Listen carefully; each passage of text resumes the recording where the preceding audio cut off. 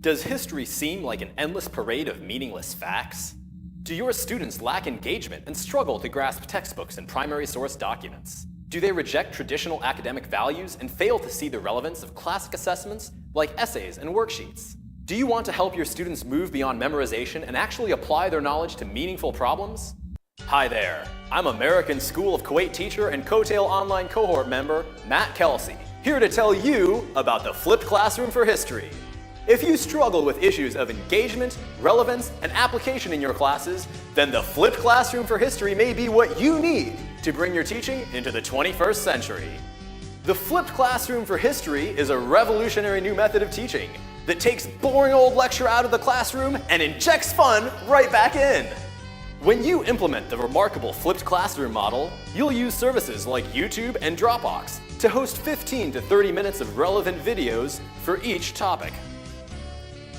Students can be held accountable with assignments like online discussions through Moodle forums. With the flipped classroom for history, while you might still use some time in class to reinforce key concepts, you'll use the time gained from removing direct instruction to facilitate authentic and amazing learning for your students. Presentations emphasizing presentation Zen skills and research and citation principles? No problem! Simulations requiring students to synthesize information and evaluate arguments? Easy. Collaborative planning and product creation using Google Docs and Prezi? No sweat.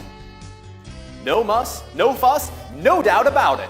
The flipped classroom for history is a revolutionary way for you to give feedback to your students and have them participate and collaborate on authentic and meaningful activities. But you don't have to take my word for it.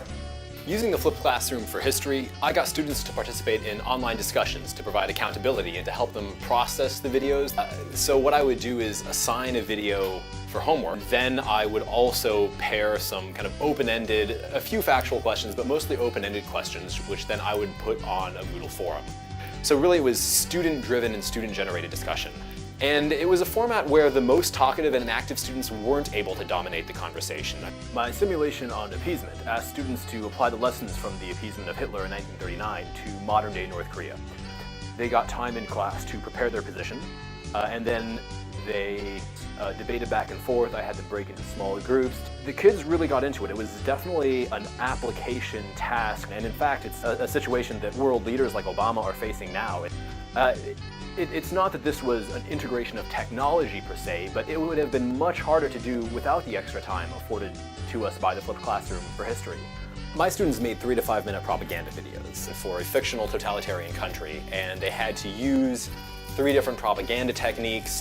They had to draft a script, decide whether they were going to film, how best to effectively present their message. I had them watch some exemplar videos, and I was able to give them extended class time to plan in class. You know, I couldn't have given them time to work together and run ideas past me if we had been using that time to just make tables and T-charts about totalitarianism. The result was that the videos were significantly improved over last year's.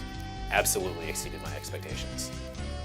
I used iClickers to test students' knowledge instead of just going through a formal lecture. Each student has kind of like a remote control that has 4 or 5 answer choices on them, and you display a multiple choice problem on the board, and then you let kids talk through it. You can actually show a graph of who chose what, and you can then use that as a tool for reflection. The advantage of flipping it is that the students now doing it in class get to bounce ideas off each other and introducing that kind of collaborative model that is all the rage now. It really helped us collaborate, understand each other's thoughts and ideas and views upon the issues we're talking about.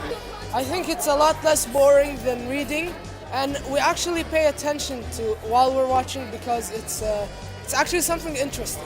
And also, using technology is very helpful, especially for when we're doing projects, because sometimes if my computer is broken, I can just do the project or continue doing the project on my phone or anything else. So that's why it's extremely helpful, and it has a different impact on students.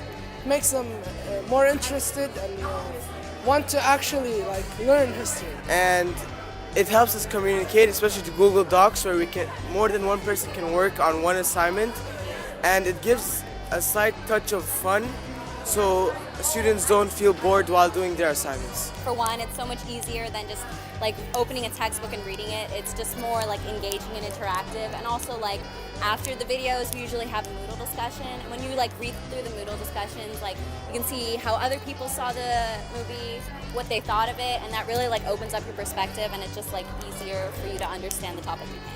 The power of the flipped classroom for history is in its ability to redefine how you use technology.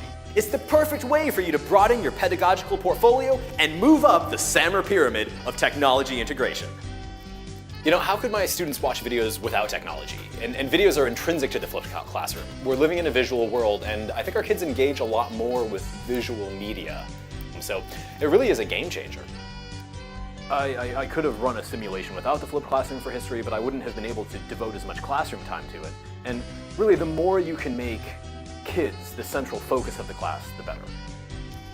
Video is a really interesting medium, and one that is enabled only by technology.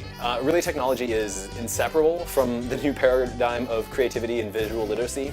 It was a total redefinition of my teaching. So don't delay. Get started with the flipped classroom for history by stopping at the nearest internet to you. You can start searching for clips on YouTube, or make your own screencasts using downloadable software like ScreenFlow or free websites like Screener. Find 21st century assignments through your personal learning network. www.mrkelsey.com/showcase is a great place to start. In no time, you'll be increasing the engagement, relevance, and application of your classes. Happy flipping, everyone!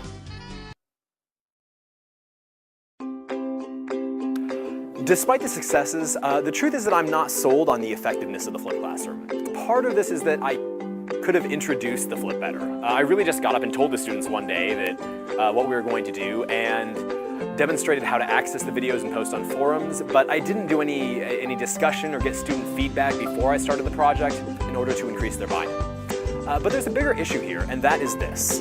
You all remember that meme about educational technology where a student is passing a note to another student with a message to the effect that we can't blame technology for student disengagement when it's always been a problem. Well, the flip side of that is that we can't expect technology to magically solve these problems either, because basic skill deficits and low engagement also predate the advent of personal electronics and the internet. For example, I didn't notice a higher homework completion rate when I switched to the flipped classroom model. The same students who didn't care about doing 30 minutes of homework before flipping still didn't care about watching 20 minutes of video afterwards. There were still some gaping holes in my gradebook. And I'd solve this next time by giving students quicker feedback so that they know immediately that there's an impact on their grade. But at the same time, I also think they just need to take responsibility and follow my instructions. It wasn't an issue with the technology or how I introduced the task. It was with differing views on personal responsibility and achievement goals.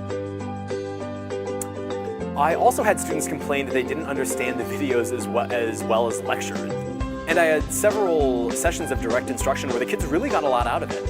So you might gain engagement from one part of the class and lose it from another. Finally, you need to carefully decide on how you use your flipped classroom time. This is the most crucial task. Videos are great, but they're also terribly inefficient at achieving some goals like traditional written literacy and content acquisition, because you spend so much time on tasks like editing and filming. If you're going to give kids group work time, you may need to scaffold it and provide specific milestones so that it's worth the time in direct instruction that you're giving out. But that's really true of the design of any instructional activity, whether you're flipping or not. It's knowing what tool is best for what task. Ultimately, my project proved that technology is no panacea. We still need to reinforce traditional habits and behaviors of successful students. Curiosity, empathy, self-regulation, independence, and responsible risk-taking. COETAIL has taught me about technology and pedagogy, but most importantly, it has pushed me outside of my comfort zone. I've met and engaged with other educators from other content areas, grade levels, and continents, and been awed and inspired by some of the ideas and work they've shown me. So, where to next? Starting in August 2013, I'll be the IT coordinator for the American International School of Bamako in Mali. I'm looking forward to enabling other teachers and helping them in their efforts to equip our students for a wildly creative and unpredictable future. And although my classroom role will be reduced, I'm still excited to push, prod, and inspire my tech classes to achieve above and beyond anything I can imagine for them, now or in the future.